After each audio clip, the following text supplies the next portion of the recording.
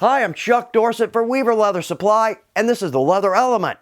If you've got a good question for us or a good idea for a leather element, drop it in the comment box below. Also, if you want to know when our videos release, just click your notifications. You'll know exactly when these come out. So a filigree cut around a letter stamp. This is absolutely beautiful. I've rarely seen it because it's tough to do without an expensive die. We're going to do it by hand and we're going to make it look good. Let's jump over to our pattern table, get started. The filigree cut is one of my favorite techniques in leathercraft. If you've watched any of our videos, you're probably up to speed on that one. But if you're new to leather, filigree cut simply means a delicate cut.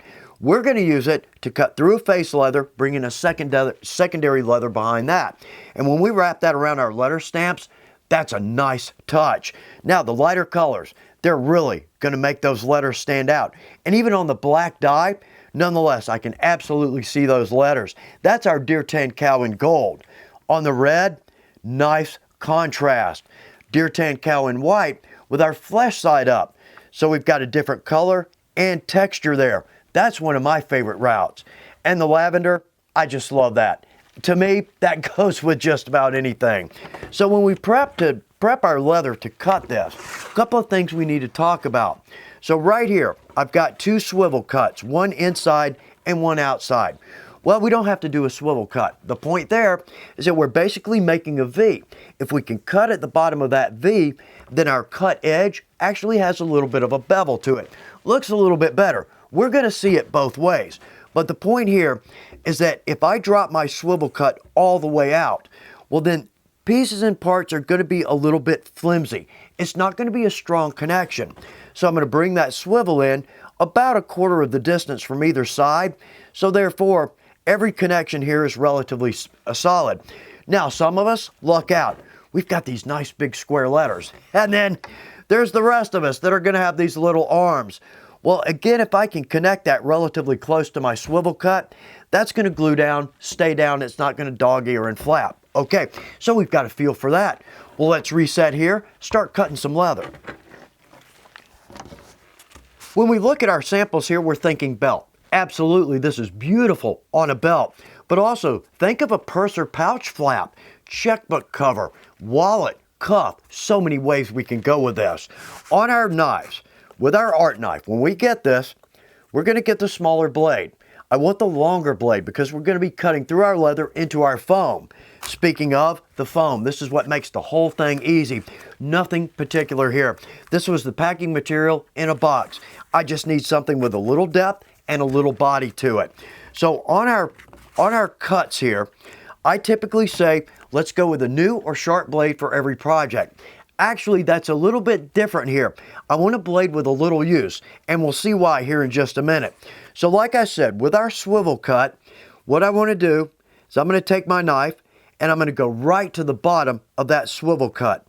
And I'm going to basically saw my way across.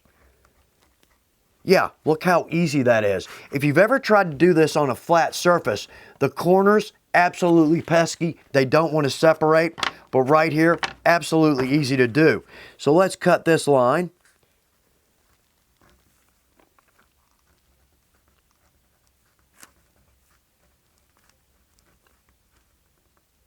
Good. Easy enough thus far. Now let's make an example here. Because like I said, I don't want to use a brand new blade.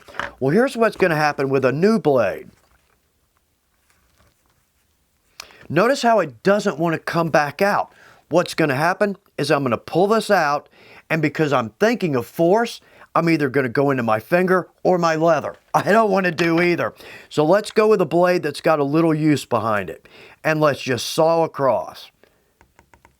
Good. Okay. I'm going to cut across. That piece is simply going to fall out.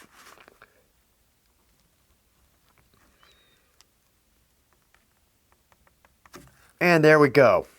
Super easy to do. Now, if I need a little cleanup, this is hand done, so it's not going to be perfect. But if I need a little cleanup, now I can go over to my new knife. And notice too, I've got this marked. So if I need to clean up a corner or two with the sharp new blade, I can actually make a pretty delicate cut, thus filigree.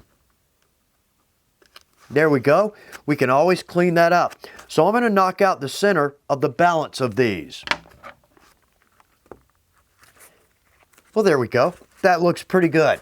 Well, not yet. We need to cut out these small areas, but we can absolutely do it with this knife. We can make small curves. Now, we haven't added a swivel cut in between these. So what I'm going to do is let's just cut straight across, corner to corner. Then I'm going to follow the stamp line.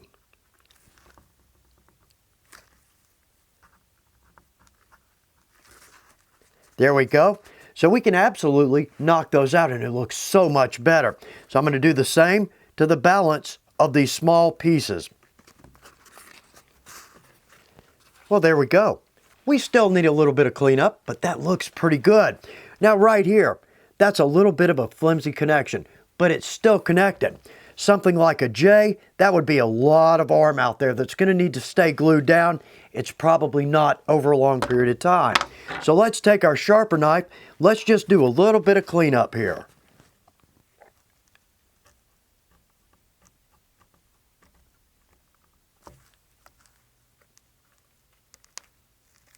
Well, there we go.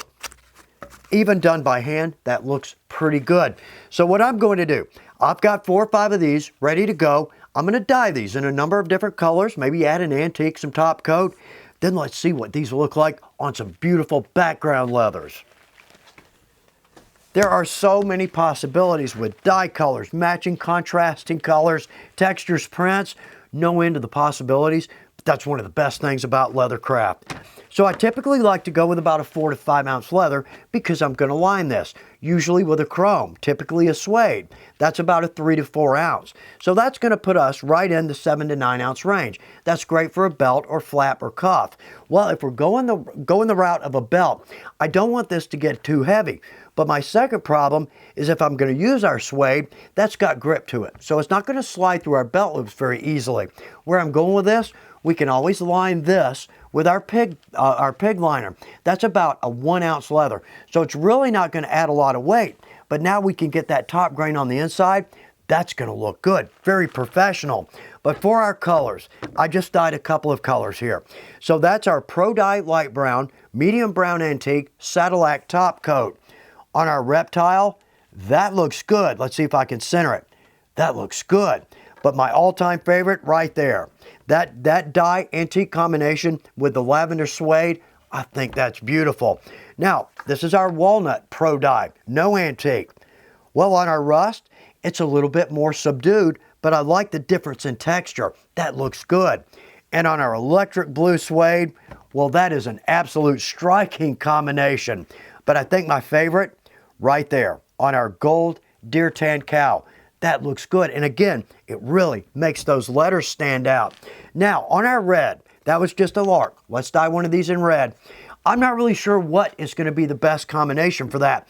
But if red's one of your favorite colors, I have no doubt you will find a beautiful combination. Well, we could always go with our White Deer Tan Cow. And that does make that stand out. So many possibilities here. But there's one more we need to talk about. Well, we probably saw this coming. How about spots? Say we drop in some brass spots on the walnut. Well, that's a nice touch. How about we go with our antique nickel inside? Yeah, how about that? Well, that looks good too. So many ways we can go. What a great craft. And that's exactly right, the best craft ever. Now, I may appear biased. I'm not. It's simply a fact. We have the best craft going, but I hope you have a great time with the Filigree Cut on the letter stamps, and I hope you create something beautiful. Thanks for taking time to watch The Leather Element. Good luck with your projects.